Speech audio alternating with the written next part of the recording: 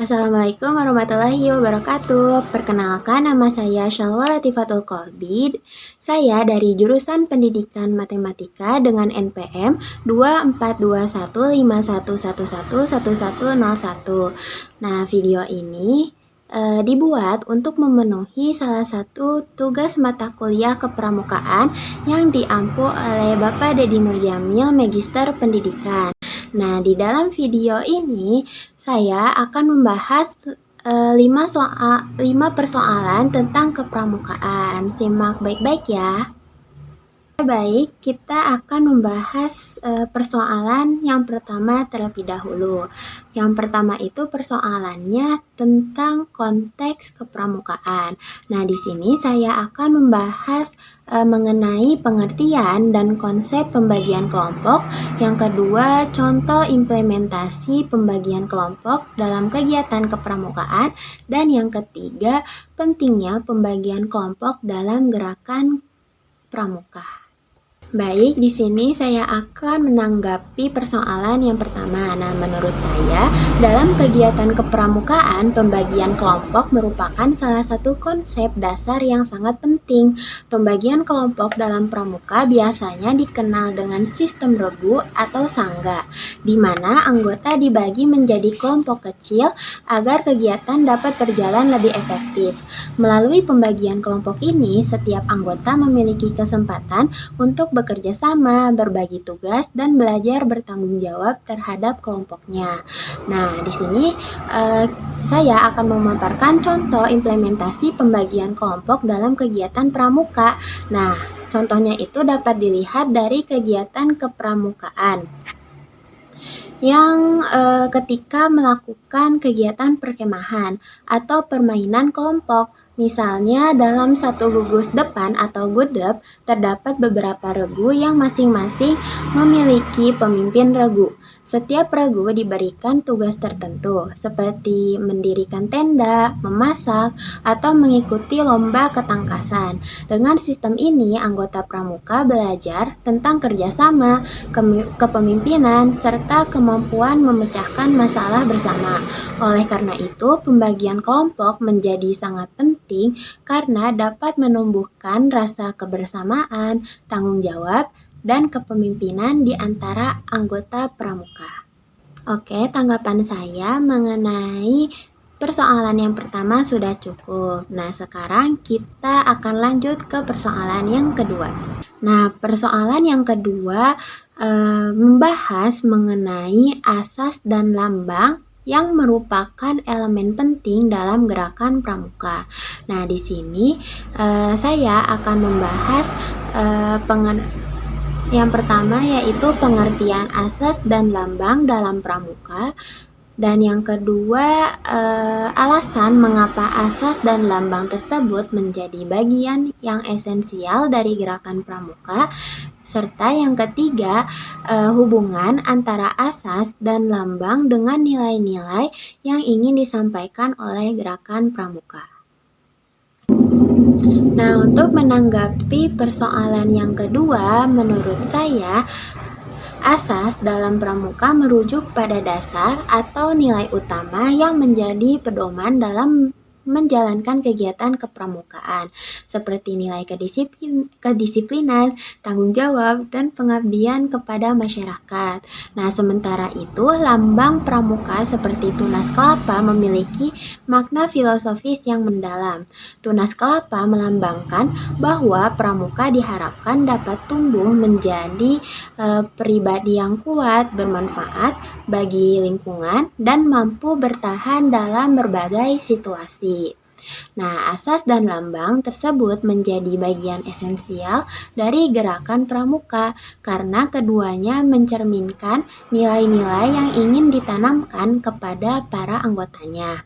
Nah, melalui simbol dan nilai tersebut, anggota pramuka diharapkan tidak hanya memahami secara teori, tetapi juga menerapkannya dalam kehidupan sehari-hari, seperti bersikap jujur, disiplin, dan peduli terhadap sesama. Tanggapan saya untuk menjawab persoalan yang kedua sudah cukup. Nah, selanjutnya kita akan membahas persoalan yang ketiga. Nah, persoalan yang ketiga membahas tentang fungsi dan peran kepramukaan. Nah, di sini saya akan menjelaskan apa saja fungsi dan peranan kepramukaan dalam proses pendidikan bangsa dan juga membahas mengenai bagaimana meningkatkan peran kepramukaan dalam pendidikan di era digital saat ini. Untuk menanggapi persoalan yang ketiga, menurut saya, kegiatan pramuka tidak hanya berfokus pada pembelajaran di kelas, tetapi juga pada pembentukan karakter melalui berbagai kegiatan seperti perkemahan, kerja bakti, penjelajahan, dan kegiatan sosial. Anggota pramuka dilatih untuk mandiri, berani mengambil keputusan, serta mampu bekerja sama dengan orang lain. Nah, di era digital seperti sekarang, peran kepramukaan justru menjadi semakin penting untuk menyeimbangkan perkembangan teknologi dengan pembentukan karakter. Untuk meningkatkan peran tersebut, kegiatan pramuka dapat dikembangkan dengan memanfaatkan teknologi seperti penggunaan media digital untuk pembelajaran, kemudian dokumentasi kegiatan, ataupun penyebaran informasi melalui media sosial.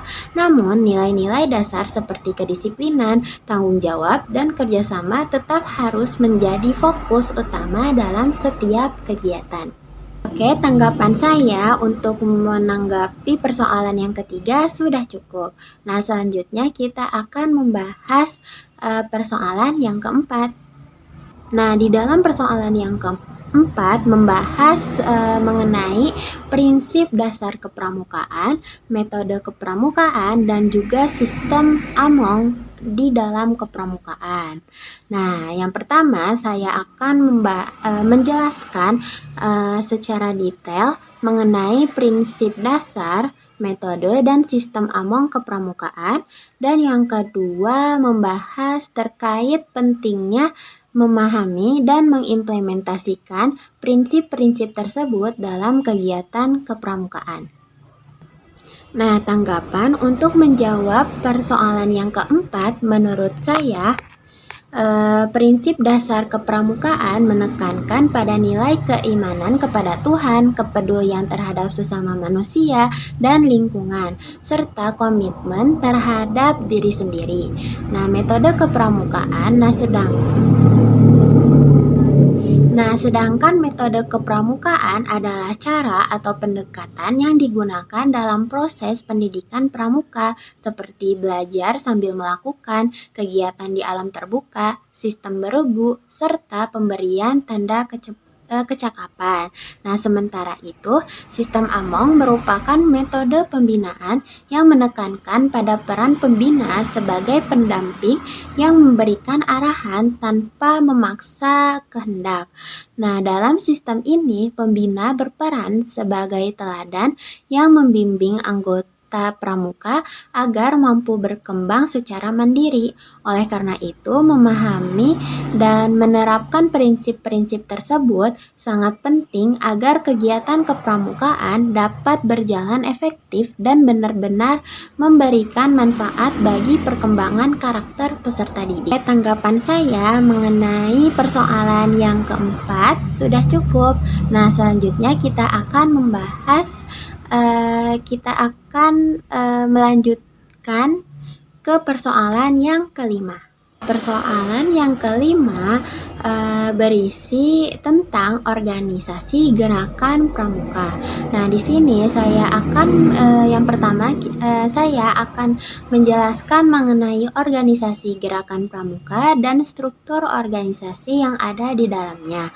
Dan yang kedua, pengertian ADART dan bagaimana pengaruhnya dalam pengalaman anggota pramuka, serta yang ketiga membahas terkait pentingnya memahami ADART dalam konteks pengalaman anggota gerakan pramuka. Nah, untuk tanggapan persoalan yang kelima, menurut saya, organisasi gerakan pramuka merupakan wadah pendidikan non-formal yang bertujuan untuk membentuk karakter generasi muda agar disiplin, mandiri, bertanggung jawab, serta memiliki jiwa kepemimpinan dan cinta tanah air.